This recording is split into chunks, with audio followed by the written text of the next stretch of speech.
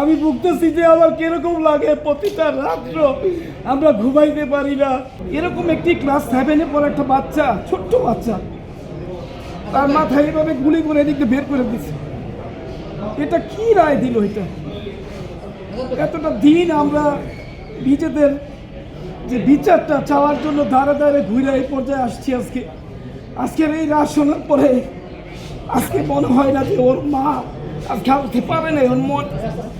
ওর মা আসতে পারে না। আজকে আসলে হয়তো জানবে, জানার পরে ও ঘরের মধ্যে একটা পরিস্থিতি কি তৈরি হবে। আমার একটা ছেলে ছিল, একটা মাত্র ছেলে। আমার এই ছেলের রায়টা আমি শুনে সন্তুষ্ট হই নাই। মনের মধ্যে অনেক জ্বালা, আমার অনেক যন্ত্রণা।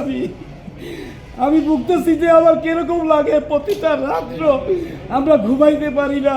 আমাদের এখন রীতিমতো আমরা চলাফেরায় ভয় পাই যে আমাদের পরবর্তী স্টেপগুলি কি আসতে পারে, কি হবে।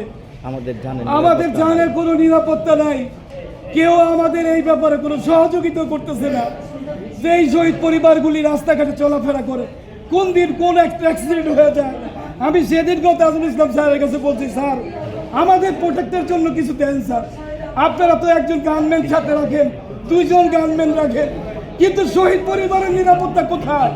মনে হয় যেন আমার সন্তান একটি নতুন সূর্য, একটি নতুন বাংলাদেশ আনার পর একটা অপরাধ করে ফেলেছে। আজকে কি রায় দিল সেই আদালতে? বলেন, আপনারাই বলেন।